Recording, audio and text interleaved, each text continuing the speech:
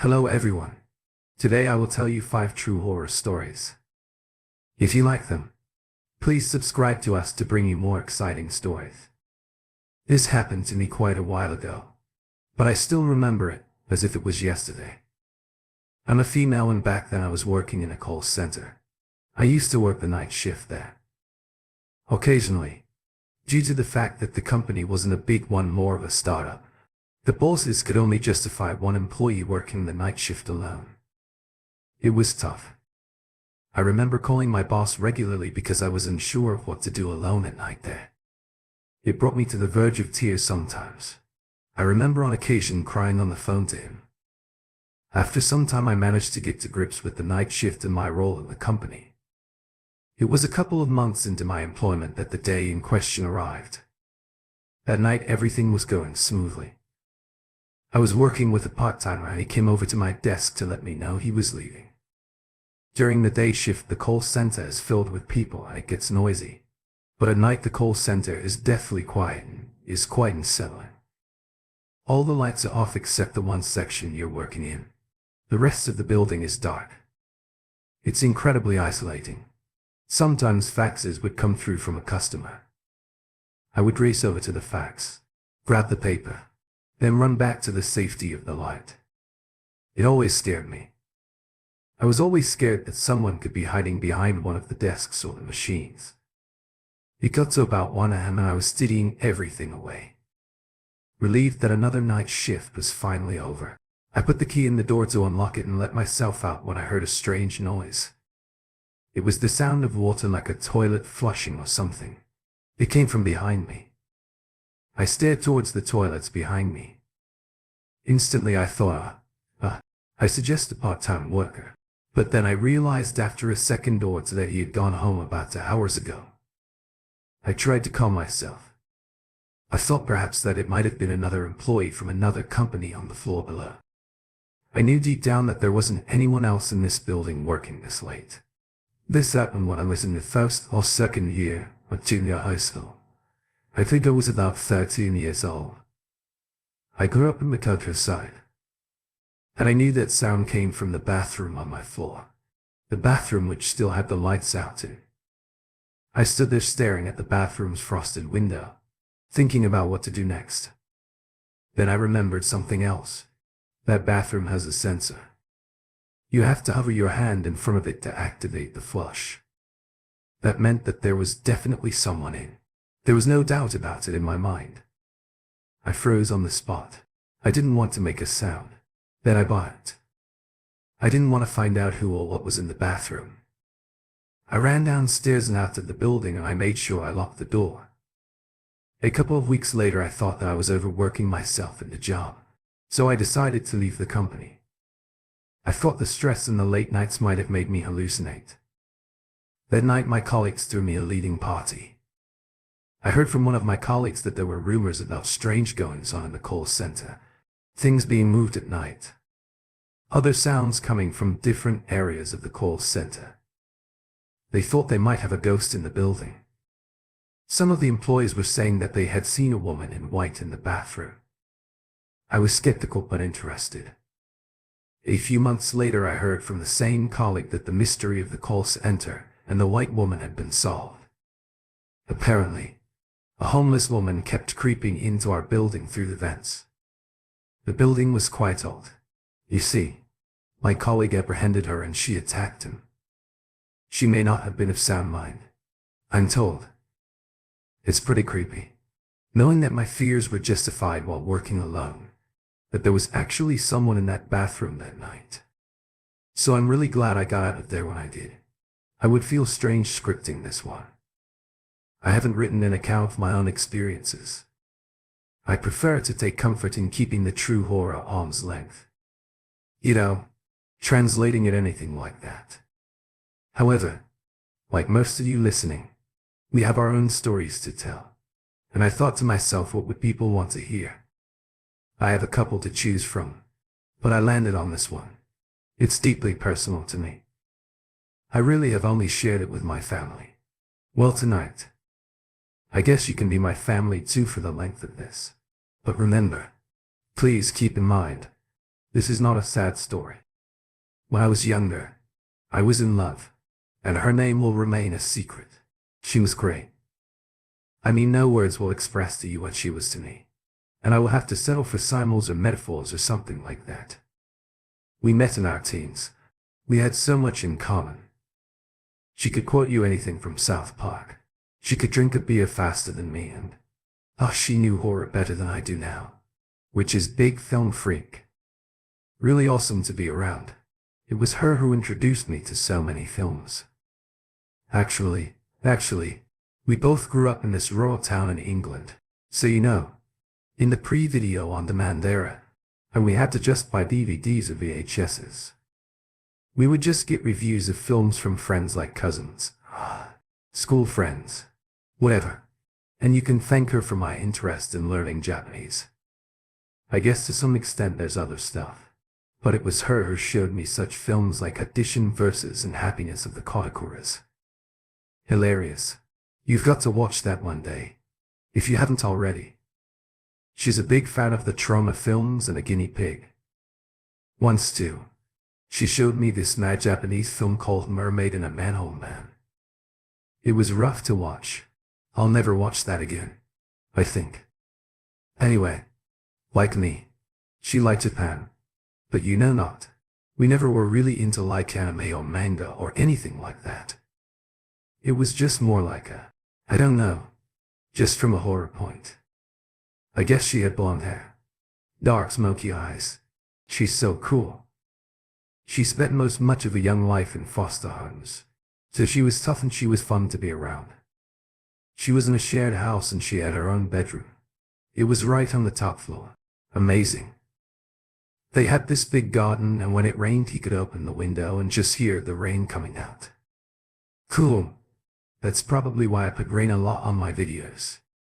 Actually, she's the hop up on the window, sit on a smoke, and she would smoke there, and the same for episode DVD of South Park would be on the background, repeating same episode, same episode, same episode, same episode, and there would be nothing, with the moonlight filtering in fun little memory.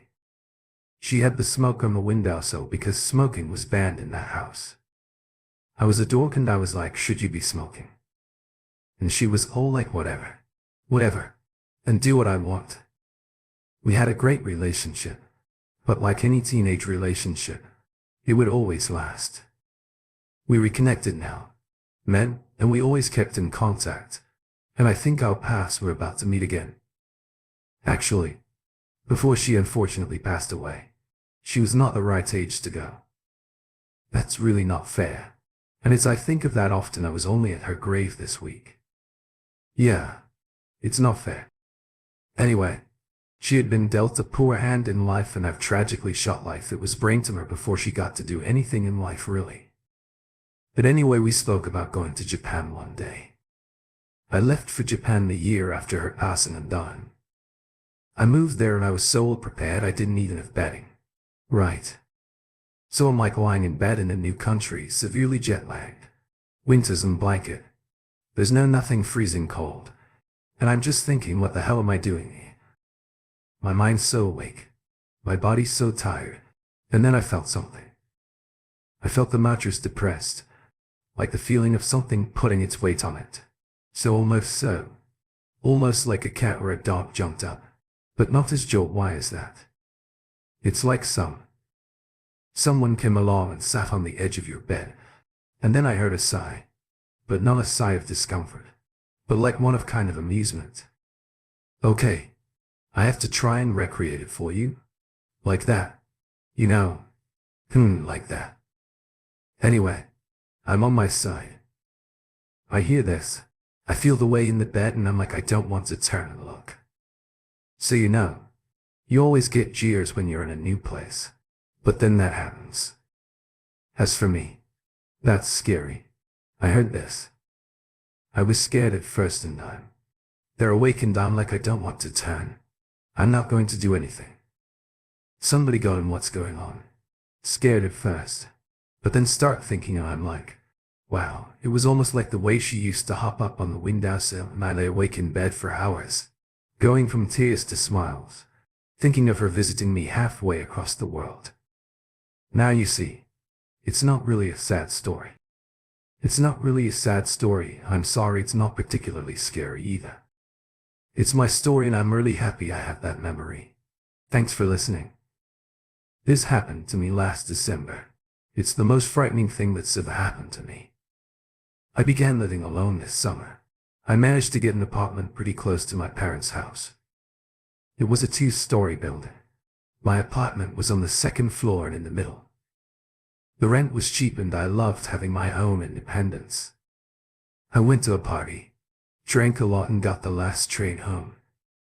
I arrived at my station and I started walking home. The thing about the area I lived in was that it was a little bit shady. It's probably somewhere you don't want to be walking alone at night. There's lots of alleys. I didn't really mind. This happened when I was in the 1st or 2nd year of junior high school. I think I was about 13 years old. I grew up in the countryside. Since my parents lived close by, I remember I was stumbling along in my tipsy state, searching in my handbag for my keys as I drew closer to my apartment. I was only about 30 meters away from my apartment when I heard something strange. It sounded like there was something continuously banging against something. Had it been the afternoon, it would have been easy to imagine that the sound would be a construction worker or someone doing DIY, but at night it was getting louder the closer I approached the apartment block. I went up the stairs and turned the corner and I froze in horror. In front of my apartment there was a woman. She had been banging the door with her fist in a monotonous, rhythmic pattern. I could instantly tell that there was something wrong with this person. She looked like a ghost. She looked so pale, exhausted and frightened. I felt like running off back to my parents' house. I didn't want to tangle with this woman. I stood there shaking for a few horrible moments with my keys in my hand, and then I heard them fall to the floor. As soon as my keys hit the ground, the strange woman stopped her rhythmic banging on my door. I froze. I couldn't pick up my keys. I couldn't take my eyes off of her. She turned her head towards me slowly, and the only thing I can remember after that was the sound of my own foot. For coming back down the stairs, I ran as fast and as far away as I could. Finally, I stopped in front of a nearby convenience store. I guess I must have dropped myself in. While I sprinted, I asked to use one at the convenience store. I don't think I was capable of walking down any more dark alleys or country roads in search of a phone booth. The police came and they went straight to my place. My keys, my phone couldn't be found, unfortunately, but on the upside there was no signs of intrusion to my apartment. I stayed with my parents that night. I arranged for the locks to be changed, but I didn't feel like moving back in there. The threat of that woman going back was too much for me. I don't know what that was about, but I don't want to ever see that woman again. Whenever I think of her, I just can't help but shudder. I was too scared to try and call myself home to try and figure out where it was. I got my mom to do it. She called but no one answered. I stopped the service to that phone a day later. I didn't like it. I didn't want to go back to the apartment. I moved in with my parents, but there was an issue. My parents are the cat and I are the parakeet. Like I said before, it was a good job. My parents lived so close by, so I could go back and forth to feed the parakeet. We can't keep this up forever. This happened when I was in the 1st or 2nd year of junior high school. I think I was about 13 years old. I grew up in the countryside. I don't know why, but I felt like that woman had some sort of grudge against me. This happened when I went to a theme park in Nagasaki with 3 friends. The sun had set in a blink of an eye. We were having a great time riding on the various attractions, eating and enjoying the illumination nights. It rained and it was a little damp, but overall it was great. We moved towards an attraction inside a palace. There was a huge line of people waiting to get in. Since I guessed we would be waiting for a while, I took the chance to go to the bathroom. When I came back I couldn't find any of my friends anywhere, since the line of people seemed to have doubled. I called one of my friends and they answered straight away, "Sorry guys, Where are you? I heard my friend's side of the call. It sounded really noisy, like they were in a crowd of people. Can you raise your arms so I can see you? I asked. Yes. Come find us. She replied through intermittent static. I hung up. I tried to find a bit of free space in the crowd to make it easier for my friends to find me. However, I didn't see any of my friends or any arms up in the air. I gave them a call back. Hey, sorry. I can't find you yet if you still got your arm up. They're in a crowd of people. I saw an arm raise up. I pushed through the crowd to get to them, but when I reached the place I thought they were, I couldn't find them. Someone else had their arm up. I was about to call them back when I saw someone with their arm up in a small grove of trees behind the crowd. I wondered, as I grew closer to them, why they had chosen such a strange place to wait for me. I saw 3 of my friends beckoning me into the wooded area. I started to speed up to reach them. They were receding into the tree line. Just as I was about to start jogging, I felt a hand land on my shoulder. Where are you going? One of my friends asked. I didn't know what was happening. They'd just been waving me over to the trees, and now they were right in front of me. I turned back to the trees and no one was there. I told my friends what I just experienced. I pointed out that I had even spoken with them over the phone, and they just stared at me, confused, and showed me their cool history. If I hadn't spoken to them, then who did I speak to and who were the people calling me into the woods? I was so confused. I couldn't enjoy the rest of the time at the park. I couldn't get what had just happened out of my head. Since the park was so big, we decided to take a boat ride back to the entrance. Taking in some of the illumination and scenery should have calmed me down a bit, but it didn't. Something else happened as we were going down in the canal boat. There was a bridge up ahead and there were 4 figures stood on that bridge. I can remember it so clearly. I saw all 4 of us on that bridge. I couldn't believe what I was seeing. I turned to my friends to see if they were shocked as I was, but it was as if they couldn't see them. I looked back at the bridge. This time I couldn't turn away. I felt I was frozen in time. These doppelgangers just stared back at me and grinned surreptitiously. Our boat went under the bridge and I turned around to get another look at them. But when we came out of the other side, they had disappeared. I had no idea if this was some sort of glitch in the Matrix or if I was looking into a parallel universe or something. I remember how horrifying the whole experience was to me.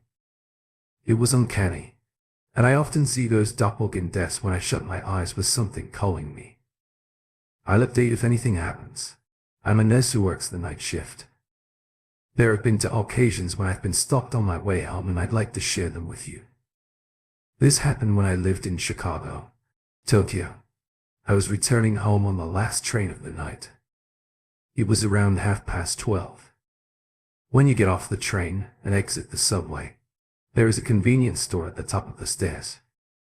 My apartment at the time was about 7 minutes away from this store in a residential area. At that time of night, when you get off the last train, the lights on the convenience store are pretty much the only light source in the area. The roads are pretty empty too. Back to the story. I was climbing up the subway stairs and I noticed a man waiting at the top of the stairs staring at me. He kept widening his eyes as he stared at me. He was shifting around restlessly at that moment. I knew the guy was weird. I ignored the traffic lights and crossed the road.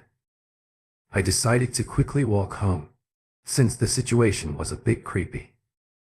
As I was walking, I felt a presence behind me. I looked over my shoulder and noticed that weird guy from the subway was following me, and he was closing the distance between us without any hesitation or thoughts. I instinctively started running. I remember running like crazy. I was so panicked and frightened. There was no one on the streets to help me. Nope. Passing cars and it was so dark. I ran up a path into somebody's private garden, pushed the gate aside and I hid there. I crept around to the back of the house. It overlooked the road. I saw a taxi passing by and I saw my chance. The taxi driver must have seen how desperate I was, slowed down and saved me that night. After this event, I moved into an apartment right in front of a different train station. This area seemed much safer, as it had 24-hour taxi ranks. And it was well lit and it was busy with people even at night. If it was reassuring, I had been living in my new place for about 2 years when something else happened to me. Of course, it took place when I was coming home from my night shift. In those days, when I left the hospital to go home, I used to take a quick shortcut through a dark alley. It was there that I am certain that I met the same man again. I quickly headed to the train station. I boarded my train and I saw him again. As I sat down, the man was staring at me. He was doing that weird eye-widening thing I saw him do in the subway. He must have followed me onto that train. I had a terrible feeling about this. He kept glancing at me and fidgeting in his seat. The train pulled into my station. I got as close as I could to the doors, and as soon as they opened, I ran as fast as I could. I ran to an exit. I need to be busy. I took off my jacket and tried to blend into the crowds of people. When I found a safe place to hide, I looked over my shoulder. He was there desperately searching the area. I knew how much danger I was in. Luckily, there was a police box at the west exit of the station. In the following days, I became paranoid that man might know where I live or be waiting to ambush me. Next time I got off at that station, I told the police everything I could about the man. One of the officers seemed to know the man I was speaking of and described him as perverted when he said that shivers went down my spine. There are lots of young nurses in Japan who work late, like I did back then. It's 10 years on and I still get creeped out thinking about it, as peaceful as Japan is. Be careful when walking home at night, for